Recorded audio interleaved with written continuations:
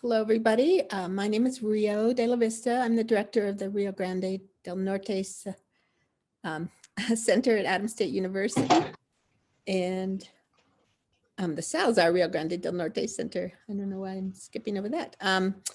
Here at Adams State University, and we're really pleased today to host this special edition, Earth Day edition of the Cielo Kindred Spirits talk.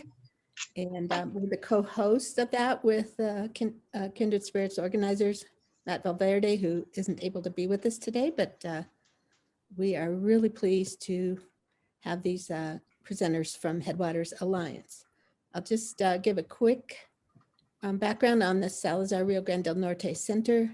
We're developing water education at Adams State University and for our larger community, and this is part of an ongoing series of talks that we're offering to the community, and we'll be recording and making available as part of building a library of information about water issues across the board in the Rio Grande area.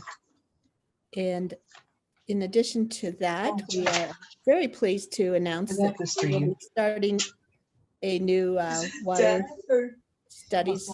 Oh, Scotty, what? Anyone, if you could, mute yourselves if you're if you're not speaking, that would be great. Anyway, we're launching a new water studies minor degree at Adams State this coming fall. So you'll be hearing more about that, but it's very exciting to be able to announce that that has officially been approved and will be getting going for students and hopefully some engagement with the community as well. So again, I'm really pleased today to be offering this presentation by my friends and colleagues at Headwaters Alliance. The Headwaters Alliance has deep roots in the Creek community. Those of you who've been in the Valley for a long time would know of the tremendous work of the Willow Creek Reclamation Committee over the past 22 years. And then in 2016, the former director, Gwen Nelson, evolved that into the Headwaters Alliance to build upon the legacy of that group of community members who laid the foundation for mining reclamation work in their community that loves its mining history, but is also dealing with the outcomes of that. So we're, again, very pleased to welcome today the Executive Director, Heather Green Wolf, who truly is a visionary and is building on an extraordinary network of resource people, support, and community engagement. And Alex Handloff, who's the Development and Communications Coordinator for Headwaters Alliance. So I'm going to hand it off to them, and welcome everyone, and thank you for being here for this special Earth Day edition of a Cielo Kindred Spirits talk. Thank you. Over to you. Thank you, Rio. Hi, everyone. It's really exciting to be here. Of course, we have to do our not obligatory thank you. Rio, thank you for welcoming us to this event and giving us an opportunity to share the work that we're doing up in Crete. It's always, I think we get up here and we get our heads down and we just get to work. So it's really wonderful to be able to share what we're doing.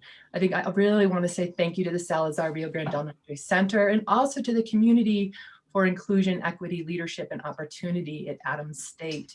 As we come in today as Earth Day, these are two really important organizations that are carrying the torch forward of that work that connects with Earth Day.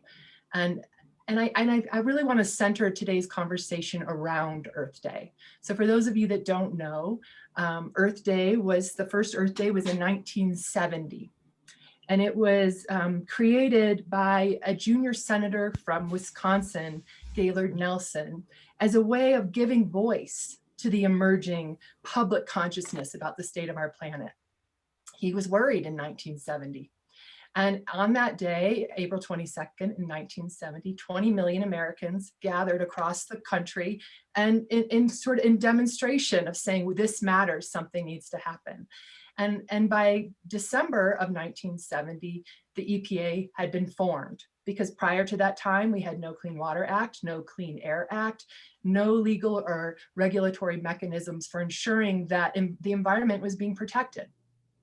these are big ticket, this is a big ticket item. I think especially given the moment in time that we are in today with the insanity of political instability and rest and rising nationalisms, rising separations of people, massive social inequality, massive inequality of distribution of wealth, absolutely visible indicators of climate change ranging from flood and drought and fire, melting icebergs, climate refugees. The list is far too long. And so it seems sort of exquisite to bring our work today to these two organizations and all of you on Earth Day. And because never before was our collective awareness and action more important in terms of how we go forward, how we create a future for our grandchildren's grandchildren or somebody else's grandchildren's grandchildren. It's on us.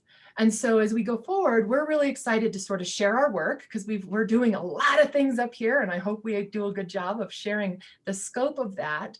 But also we really conceive of environmental work as human work, as people work, that it is process centered, that it requires tremendous patience, that it is the humans that we're engaging with that help us move our marble forward. And so as we present we're going to kind of move back and forth between the content of what we do and the process of how our brains explode over here as an invitation to all of you to join in this need to be aware and acting for the wellness of our planet now. So with that said, we do have a PowerPoint, but I like talking to people, so I'm going to keep talking for a minute. With that said, I'd like to locate all of us and where we are. So Alex and I are in Creede today. We are in the Willow Creek watershed, which is a key tributary of at the headwaters of the Rio Grande here in Mineral County. And these mountains, this landscape is ancient. It's just ancient. What we know is that this region experienced incredibly active volcanic period from about 26 to 35 million years ago, resulting in the enormous La Garita caldera, one of the largest calderas on the planet, recently disputed, I think, but who's to say. The Creede caldera, which includes our beloved Snowshoe Mountain, which is that enormous mountain in Creede that gives that iconic bend to the Rio Grande in Mineral County. So we are on this ancient landscape. As moving forward in time, we see that there's a record of the earliest human inhabitation about 12 to 13,000 years ago. Moving forward to the most recent indigenous people on this land being the Ute. There were 3 Ute bands that were thought to have been inhabiting this area: the Weminuche, the Capote, and the Moache. These people were unceremoniously forced off the land in around 1873 when the US government acquired Mineral County for hunting and for mining. So we want to just give honor to that this story that we're telling is only recent. We're going to be talking about the reclamation work of the past 24 years that was informed by about 95 years of mining, and then there's a long history that came before. And again, it's a reminder that our relationship with the environment is largely informed by what we ourselves are doing. And with that, I'm going to hand it over to Alex to get us started into our presentation. Take it away. Thank you, Heather. Welcome, everyone. I'm Alex, as you know already. I'm just going to start the screen share here and start the presentation. So as Heather mentioned, we want to share with you not only what we're doing, but how we're doing it. And a lot of the things we're working on hold this large, enormous, complex history of mining of the original inhabitants and how we are moving forward. And so I want to share with you this slide, and we're going to start with number 1. So this is kind of Monday morning for me and for Heather, and we come into work and our brains are just exploding with these ideas. They're going all over the place, and they're concerned about the entire planet. They're concerned about 500 years from now. And we love this place. We riff on this all the time and talk about how are we going to save the planet and save the future? But we also want to put a contextual boundary on that work. And so that's number 2. We are in Mineral County. We're in the Willow Creek watershed, and we're in this space. And we're also in this time of our lifetimes. And that is where we want to put that boundary sometimes.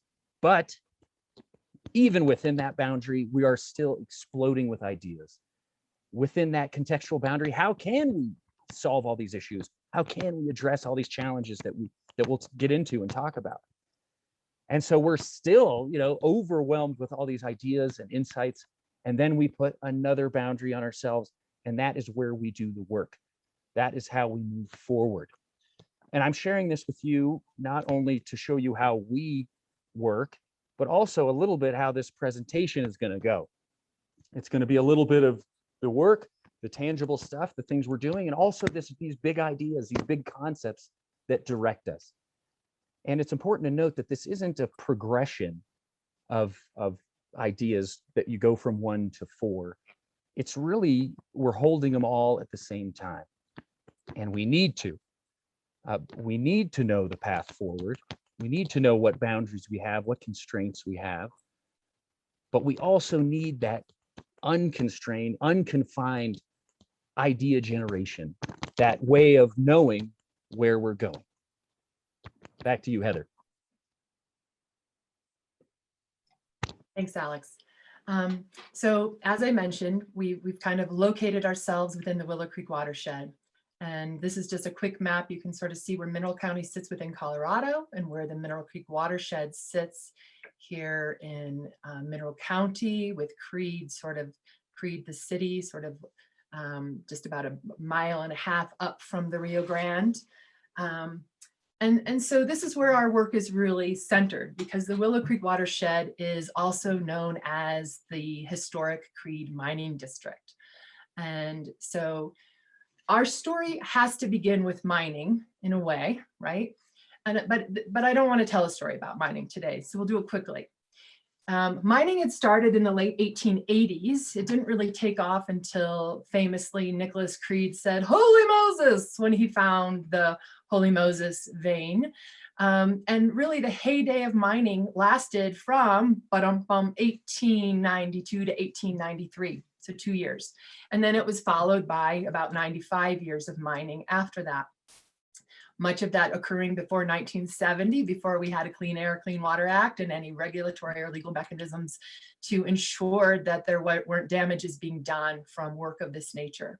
So inevitably, the mining for silver, gold, lead, arsenic that occurred in Creed and really creates a lot of the cultural historic background of our community, which, as Rio mentioned, we do love, really led to the next thing, which is reclamation work.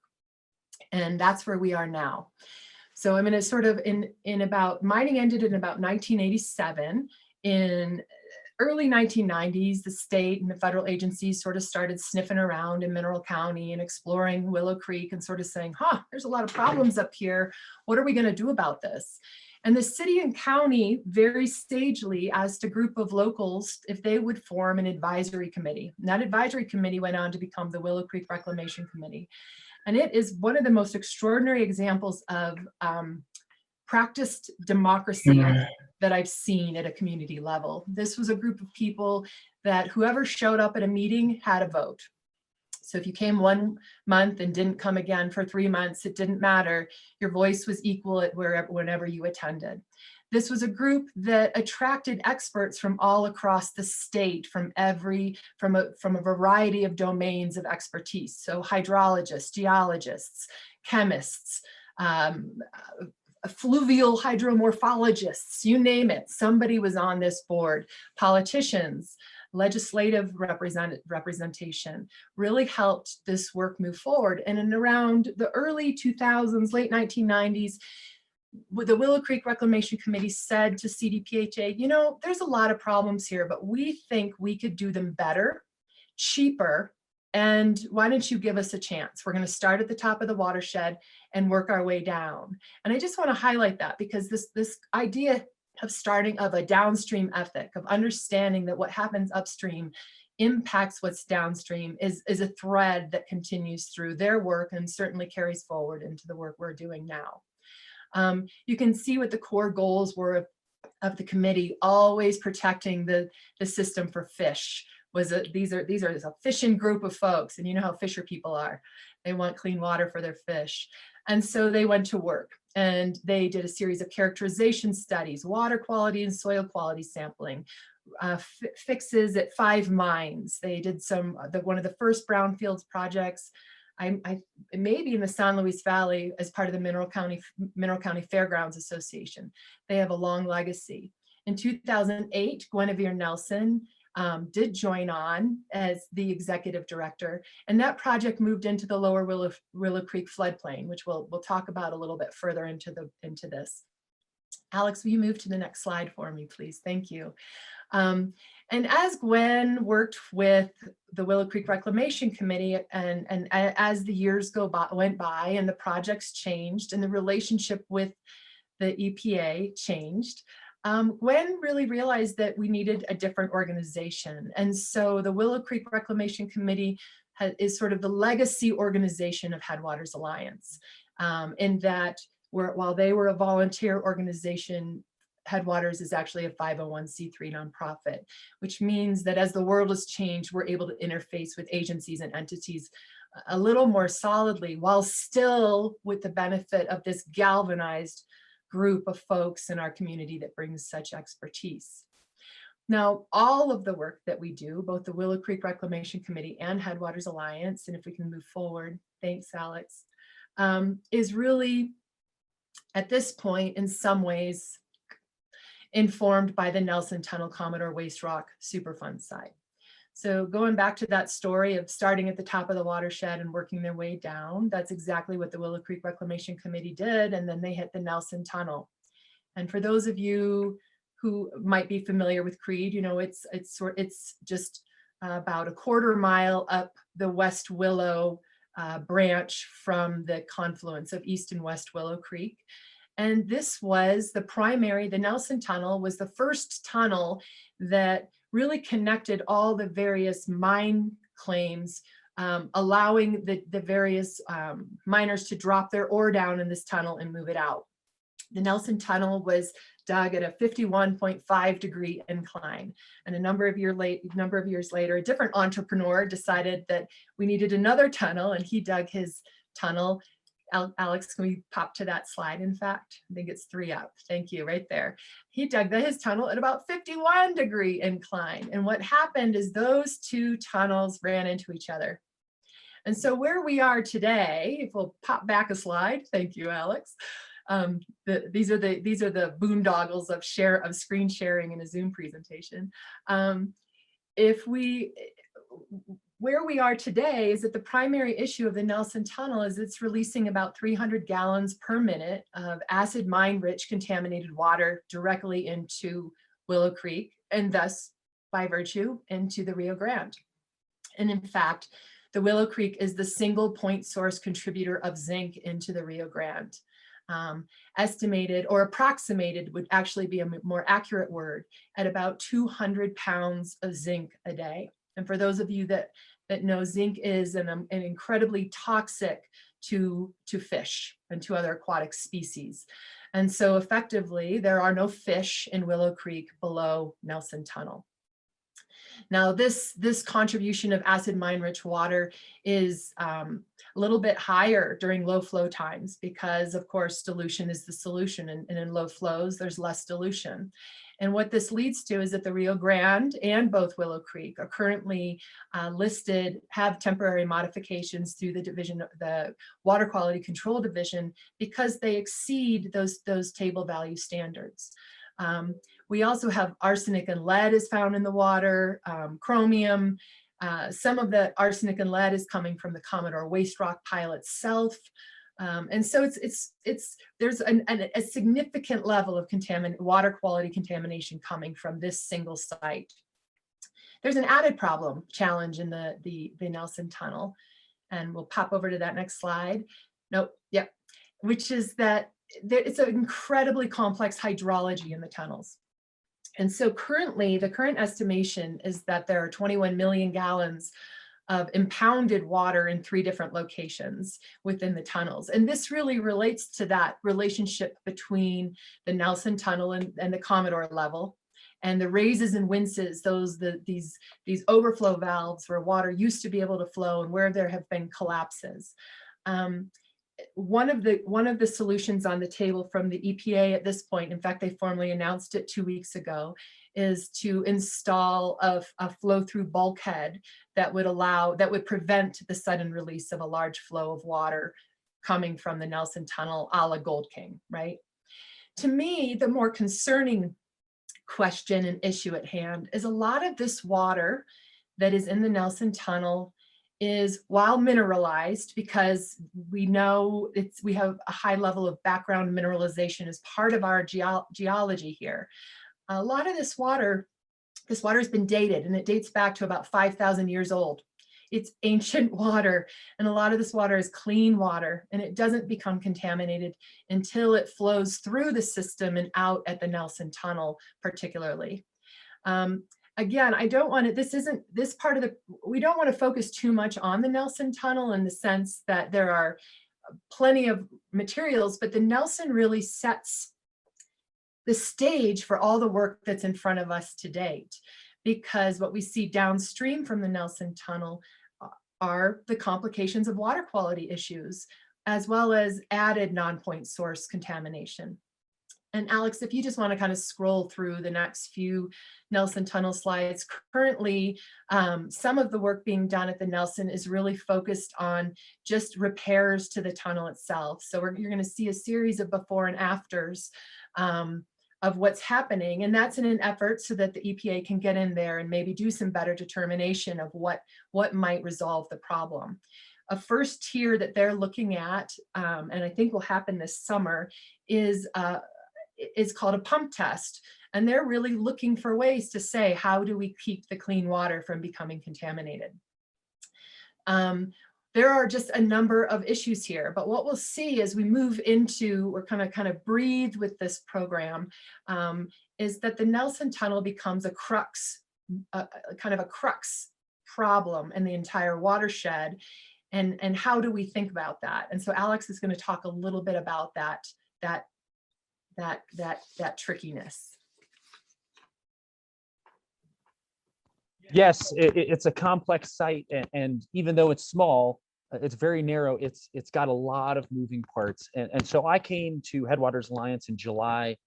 I had recently finished a graduate program in environmental management, and I had all these big ideas. And going back to that first brain slide, I was thinking, oh my gosh, I'm going to save the world from Creed. I'm going to save the future of humanity from Creed, and I've got all the tools to do it. And then, here I started learning about the issues, the challenges, and the context in which I was now working. And so I wanted to take one of these tools, systems mapping, and try to capture the complexity of the Nelson Tunnel. And that's what you're seeing in this slide right now, is a systems map. And again, can you capture complexity? Not really. It's something that's always moving. It's something that's always changing. And so it's difficult, but this is a snapshot that sort of captures all these ideas and all these moving parts at this site that really is, like Heather said, the crux of a lot of these water quality questions. And so I encourage you to lean in and look at your screen and see if you can take a look at that. Also, if Rio could put the link in the chat, this is a live interactive thing that we put up on the internet.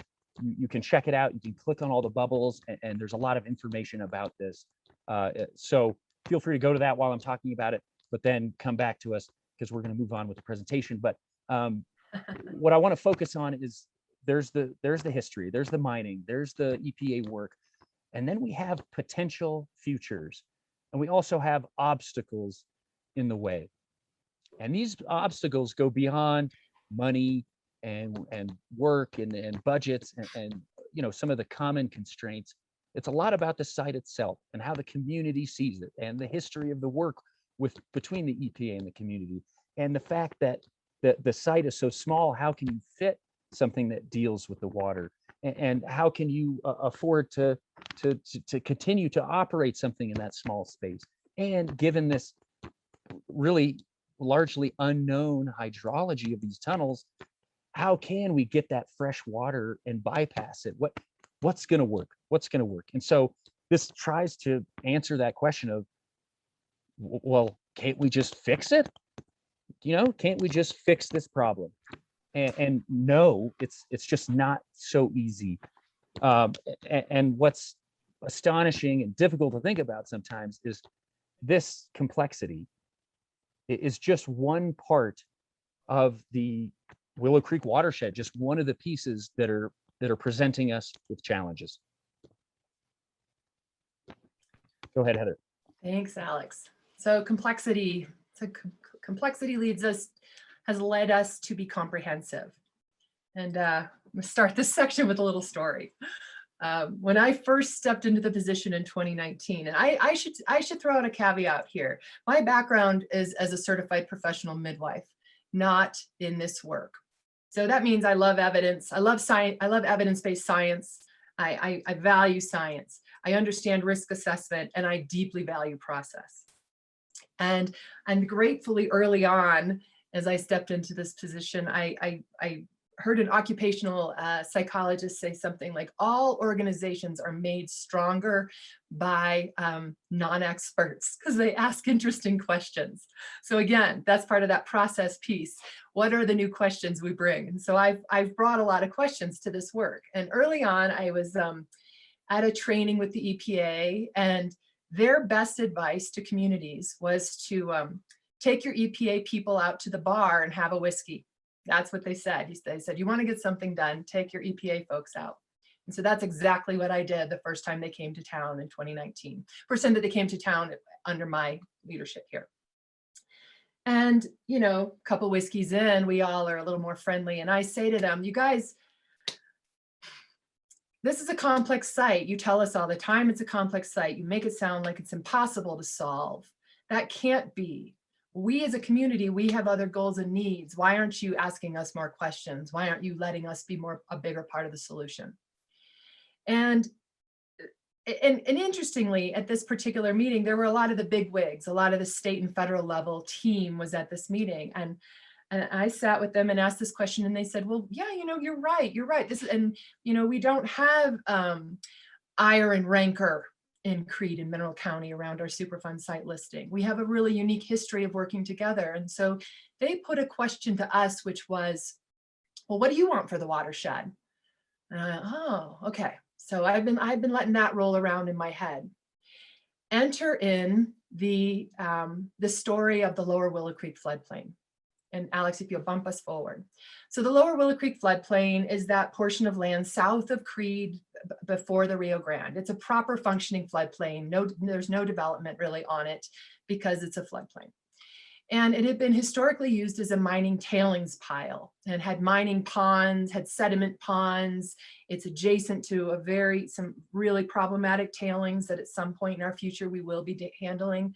And it kind of looked like a moonscape. And so from 2012 to 2018, the Willow Creek Reclamation Committee, Headwaters Alliance, the city, a mining interest, all worked together to restore this property. So what you're looking at right here is a slide where I didn't correct a word there. Pre-veget is an excellent terminology. But you're looking at a pre-picture of that Lower Willow Creek floodplain before work was done. And you can just see it's rocky, unvegetated, a bit of a braided stream, meaning that the water isn't really in one channel. And what you're looking at in that second picture is what happened by 2018 when a single stream channel of 175 CFS had been designed and installed, built. About 22 acres had been capped with 1 foot of soil to protect from the contaminated material, largely lead underneath. And vegetation has taken place. And so we're looking at something quite beautiful. Well, enter that lovely snowfall we had in 2018, 2019, and a late snow melt year, which in Creed, high water was really at around between June 7th and June 12th. And what resulted was about what's estimated at a 690 CFS event that blew that stream design out. And just looking at that picture, you can see, well, yeah, just looking at that picture, you can see the significant, that A, it functioned like a floodplain should, right? Water went wide, no harm to infrastructure, but harm to the site as a reclaimed mining impacted site. So much that we estimate about 19,000 cubic yards of sediment was moved downstream and into the Rio Grande. The creek has entirely abandoned that single stream channel at this point and really returned itself to its original channels. And so in the aftermath of this, we all say, whoa, what happened? And what are we going to do about it? How do we go forward? And this really kind of, in my mind, I'm always thinking about the EPA. What do we want? What does CREED want? And asking our community, and then saying, whoa, this single site was impacted. How are we going to work on this? And so I walked the property with a number of experts. And what we came up with is that we needed a comprehensive plan. Comprehensive meaning that it would integrate, that it would recognize that Willow Creek is a single system, that we can't just address restoration work sometimes by property ownership, but that we need to look at ecological function across property ownership. That we need to understand that even if the Nelson Tunnel, if you think back to that earlier slide, is contributing 11 to 78% of zinc in low flows, that's not 100% of the zinc. That zinc is coming from other places because we've got a mineralized area and we've got a series of other non-point source areas of contamination, namely on the lower Willow Creek floodplain. We need to make information transparent. We need to make sure that all the people that are going to do projects are working with the same data, i.e. what appropriate flow volumes for flooding should we be planning for across every single reach. We need to maintain that continuity with the habits of the Willow Creek Reclamation Committee and make sure all the partners are at the table. We want to engage in past, present, and future. We want to maintain that downstream ethic. And so we really looked to be comprehensive. And out of that has come the Comprehensive Willow Creek Watershed Planning Project. So this was a single grant that has been funded in large part by the Colorado Water Conservation Board, and then with match support from a number of other partners, including the City of Creede very generously, Mineral County, Rio Grande Water Conservation District, Trout Unlimited is particularly their abandoned mine lands program, Colorado Watershed Assembly, National Fish and Wildlife Foundation, American Forests. We've been very, very fortunate to be able to bring a lot of people on board because of this cornerstone idea of comprehensive. So as all grants, it has to have measurable objectives, right? We have to be able to have those benchmarks. What are we doing?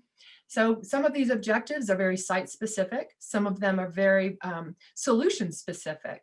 Some of them are more data collection specific. And I'm just going to kind of quickly go through these things because they really kind of hit at a lot of the work that we're doing right now. We are, so I'm going to start at the top of the watershed and work my way down as I articulate these things again, because we know that what's happening upstream always impacts what's happening downstream. So the first thing is that there's a grizzly, which is, for those of you that don't know, is basically an iron grate in front of a culvert that prevents large material from passing through that culvert. That culvert was decimated in the 2019 flooding, such that you're looking at a picture. Myself and a couple of the old Willow Creek fellas had gone up there to clean it out 5 days before that high flood water event occurred. So this is the pre-cleaning. At this point, all of that decking is gone and that iron gate is rumpled and crumpled. So we know we need to repair that so that we prevent large material from coming downstream. Moving downstream is that pesky Nelson Tunnel, and I'll come back to that one, but I'm going to bookmark that. Moving downstream is the North Creede Reach, which is really our area north of town that includes the levee up to the Nelson Tunnel. And this is an area that moves in huge amounts of material, large problem with large cobbled size sedimentation. So we will be releasing a request for proposals at the end of May for stream stability and flood mitigation work, and also some recreational improvements on that reach. That's following hot on the heels of working really closely with CWCB and Wood Engineering, who have been amazingly, updating the hydrology for the Rio Grande and are doing a new letter of map revision for the Rio Grande. And for those of you that are interested, I highly encourage you to look at that Rio Grande hydrology. It's really interesting, but I digress. They helped us with that hydrology on Willow Creek as well, helping to really affirm what that 100-year flow volume level would be for the system, which is at 1200 CFS. So no surprises that 175 CFS design was inadequate, right? Moving downstream, we have the flume, which is really the most artificial feature of Willow Creek. It's a concrete flume through town, and we need to prevent material from going into it, and therefore no material comes out of it. And it functions at supercritical flow, which means it flows really fast, and it creates quite an impact when it hits the floodplain. So it's got its own special needs, and we see it as potentially an interpretive history site around mining and long-term impacts. Moving downstream, we're looking at the stream restoration of the lower Willow Creek floodplain. This is a project that is really exciting. We actually are working with Matrix Design Group. They are working on a stream restoration design of the floodplain. What's different this time is it's from Flume to Rio Grande. So it's inclusive of all 5 property owners of that reach of the creek. They have all signed in as partners to say, yes, we recognize this is an ecologically functioning system. There can't be a design on one guy's land and not somewhere else. It just doesn't work well that way. So we expect to be bringing that design to community review in June or July. And as our downstream community members, we'll be making that public should you like to participate. There are other features that are less site specific, include the Willow Creek Water and Soil Quality Database. Now this might sound really boring, but some of you out there are data nerds, I know, I am. This is a really exciting project because we have about 25 years at least of soil and water quality data on this system. And nobody has ever put it into a single data set and done high level analysis and modeling. Not even EPA. And in fact, I think that's one of the critiques we have of the EPA of their work, is that they've only done a few data points and only a few times here and there, and kind of like, well, we know it's got metals, so we don't need more information. We are actually working with the Environmental Health Sciences Department at CU Anschutz in creating this database, and then moving forward with that high level analysis and modeling. So that's coming this summer, and it'll be interesting to see if it changes the conversation or it just reinforces the conversation as it sits. We're also maintain ongoing water and soil quality sampling, benthic invertebrate sampling of our system, working heavily with TU, all of this wrapped up with community engagement and planning. And I cannot underscore enough the important part of a community engagement and planning. In fact, this was the first objective in the comprehensive Willow Creek watershed plan as it was articulated to our funders and to our partners. And to the question from the EPA, what does CREED want for our community? The EPA has even brought resources to us in the form of EPA Superfund redevelopment funds to help facilitate some of these community planning discussions so that the work we're doing connects with what we want for an eventual outcome for that Nelson Tunnel. These are, I will tell you, sometimes almost comical conversations, because you can't partner with the EPA. They're guerrilla. I tell them this when they're in their room. They're guerrilla. They're never a partner, but we can work with them. As humans, we can work with each other. So we find this piece of in community engagement asking the same questions, moving it from discussion into mapping, which is what we're doing now. We look forward to moving this mapping into land use planning and water use planning down the road. We look forward to moving that sort of local approach of land and water use planning into a regional land and water use planning with the San Luis Valley, with the hopefully with the Salazar Rio Grande del Norte Center in 2022. So this is kind of a long view of community planning that we are always tending to. All of this, of course, has to result in a final report, which would be the comprehensive Willow Creek Watershed Plan. And, you know, watershed plans have benchmark criteria they need to include. So all of those benchmarks will be in there. But I think as we move into this next section, Alex is going to talk a little bit more about the inventory, which is a piece of this larger project, and how the inventory has sort of been our play space of these bigger concepts with the tangibles, and how that might make our watershed plan a little bit different. So Alex, I'm going to hand it back to you. Yes, so the inventory, the aim was to, well, what I want to share with you right now is that this is a piece of that comprehensive Willow Creek Watershed Plan. And it's also a piece that we recently finished, so we're really excited about that.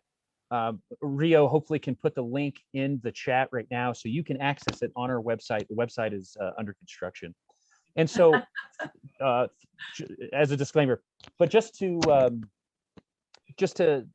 reason I'm sharing this is I think that it's nice to see how we took this discrete project and continue to hold that idea of comprehensive in our minds and continue to support and uphold that idea of, yes, we are going to be comprehensive. So what is an inventory? Don't read this. There's a lot there. Wait till after the presentation. But an inventory, really, it's a collection of things. And in this case, there's a lot of things. There's been a lot of reports, a lot of research, data, maps done on the Willow Creek watershed by multiple different organizations. And the inventory was a way to collect it all because it was living in all different places. It was hard to find. And so this was let's put it all in one place. And in doing that, it wasn't just collecting it, but it was also looking at what are the challenges to the watershed? What are the associated risks with those challenges? Where are these challenges? How do they interact with other things in the watershed? What sort of mitigation plans can we come up with or start working on? What sort of data and experts do we need to talk to and consult? And really, how do we prioritize these challenges and the mitigation plans associated with that? That's a lot. It's really complex. And in one way, it shows our dedication to being comprehensive. We took all of this information out of the silos and put it together across disciplines, across geographic spaces, a lot of things focused on just specific areas of the watershed. And we wanted to think about the general health of the whole place. And so it's complex. And again, I'm using this word complex again, so we'll go back to this systems map I made. And so that's relatively complex, but this is more indicative of the complexity of just the Nelson Tunnel here. And so another way we were comprehensive is thinking about not only what was there, what information we did have, but information that was missing that we thought was really important. As you can see on this map, don't lean in too close and read those bubbles. This is just for a visual representation. But the big one that you can read is climate change. We really identified climate change as this missing piece of the puzzle, something that really does influence everything. Talk about water quality, climate change is a huge influence in the watershed. So that was another way we were comprehensive. And lastly, our dedication to being comprehensive is the way in which we hope this is used. This is not intended to just live on that website and collect the virtual dust. We want to share it. We want people to be using this. We want to bridge those information gaps, ask questions about future work across partners, across regions, across time. We want to update it. And the hardest part is knowing that it's complex and it's big and it's going to change. But it's something that can be used as a tool for future work, hoping that all of this future work integrates into larger planning efforts.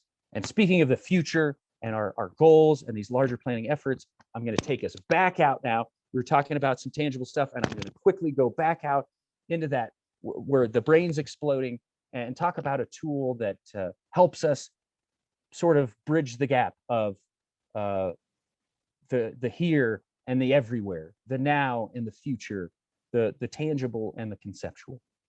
So as humans, we are amazing. We have the capacity to imagine, and imagination is really powerful. What people imagine in the past is partly what we're living today, and what we imagine today can shape the future. So we have a responsibility to imagine a good future, one that is healthy and just and thriving for people, plants, bugs, rocks, everything, fish. And so this idea, what we're looking at here is called 3 horizons. And it's a way to sort of map out your imagination. And it's something we think about when we're moving in and out of our brain exploding and the work that we're doing. And so I'll just quickly go into it, so I know we're running low on time. Horizon 1, which is the business as usual, that's where we are today. And it's important to ask, like, what's working? What isn't working? What do we need to keep? And then the next piece is thinking about Horizon 3, not 2, because we want to think about this ideal future. Here it's viable future without thinking about how to get there. And so, what doesn't exist now that needs to exist in the future? If it's water quality, what sort of ideal future do we want with water here in the Willow Creek watershed? What are those big ideas? And then we have that bridge, the Horizon 2 in between, which is what are the small steps to get there? And we're thinking that a lot of the work we're doing is those small pieces, those small short-term working together pieces that lead to long-term changes. Go ahead, Heather. I'll leave you with that. And so we're holding that all in our heads all at the same time.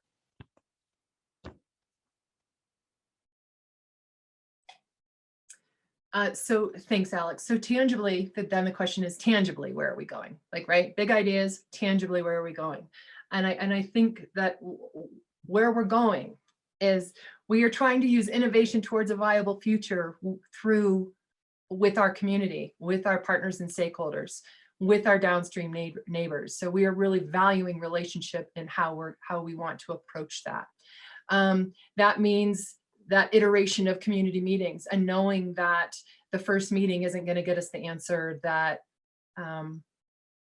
that we want. And by we, what we do we mean, right? If in the spirit of the work that CLO is doing, it's really taking time to unpack all of those complexities around diversity, inclusivity, and equity within our community, knowing that that those conversations take time over place, and that we keep falling back on that 3 horizons to sort of help us locate where we are in that process, but also let us know we can get to a more optimal future through this relationship aspect. And we'll go to the next slide, please. Oh, these slides are out of order. The next thing that we are tangibly wanting to work on as we try to innovate towards a viable future is the process. And so we will be sending out our summer calendar of events this summer, and we have a lot of things happening, really focusing on education and education as the cornerstone of stewardship. So we would invite you to come on up to Creed, to come to the runoff on June 5th, to come to our floodplain dog days in August, when we'll have a series of speakers speaking about water quality, water quantity, and access, 3 cornerstone issues that we're all wrestling with and wrangling with and at the headwaters of the Rio Grande and across the state and really across the country and across the world. So tangibly, we want to be engaging with people around education and around practices that lead us into holistic thinking and collaboration. And lastly, we are tangibly, and Alex, if you'll pop me forward, thank you. We are tangibly focused on outcomes, because outcomes give us, like an outcome, we say, oh, we finished that. Excellent, we can finish things. And so we know outcomes are an important part of a process, but we also know that outcomes give us the next set of questions. They give us the next way to look at it. So as we're looking at our floodplain project currently and our stream stability project currently and our work with the EPA before we go to the bar for that shot of whiskey, we know that water quality is center. So that database is going to inform our process and our relationships, but it might actually help us say, how could we improve water quality on the floodplain? How can we improve water quality in North Creed? What if we don't rely on the Superfund site to do it 100%? And so we really want to be kind of building this incremental approach of how all these pieces fit together, because of course they are all connected. I think, Alex, we can go to the last slide. And that's really is our last slide. We have a lot of things happening. We hope you'll come up to Creed and join us. And we really thank you for your time. And I think we have a few minutes. If there's any questions, Rio, I'll hand it back to you to facilitate that. Well, gosh, thank you, guys. That was an incredible presentation to just take us out to the big picture of everything that you're trying to pull together into this planning process and back to the ground and what you're doing and how people can engage.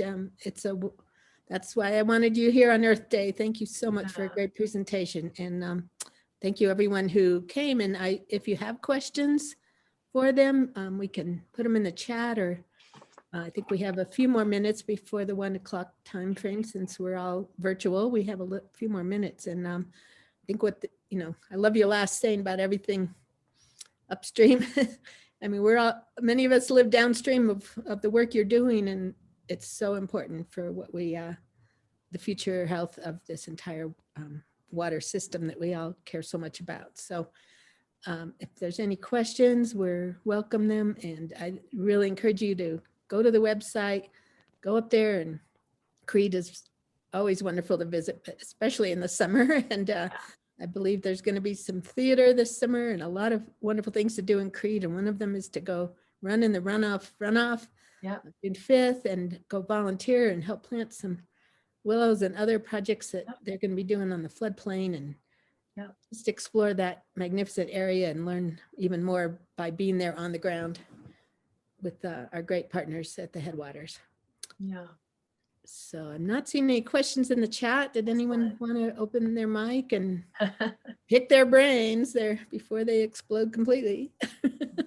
No, it's really a pleasure to be here and an honor. And I think with today being Earth Day, we just really hope that the intentionality that we bring to our work comes through. We really, Alex is exactly right. When he gives his brain, we come in here and we are like, oh, we have to do this. Oh, we have to do this. And it's a constant relationship. And we see that when we work with our downstream partners, for instance, at Basin Roundtable, and know that so many of you are also doing the same in that work. So it really is all connected. And if there's ever anything we can do to help, please do let us know. Also, total disclosure, our website is very under construction right now, way better than it used to be, as I can tell you, because sometimes when there's so few people doing work, it's hard to get to everything. But do visit it in the next few weeks. I think it'll be done, and we will have our excellent calendar of events posted. So great. Yeah. Well, thank you again so much. Thank you, everyone. And you did such a good job that I'm going to ask you back. Oh, wow. Yeah. Thanks, As I said at the beginning, we're so excited to be launching this new water studies minor degree at Adams State with the courses in the fall. And that's going to be a place where we can bring in, again, the same kind of comprehensive thinking, expanding the complexity out to the entire Rio Grande Basin here in Colorado and beyond. So each is a microcosm of the next larger system that we're all part of. But again, thank you so much. Thanks everyone who made it today to join us. And I'm sure many more, you'll be hearing more from us now that you're on our list. And thank you again. Thank you. Great rest of your Earth Day. Have a great rest of your Earth Day. Yes, have a good Earth Day. Thank you, Rio. Thank you, everyone.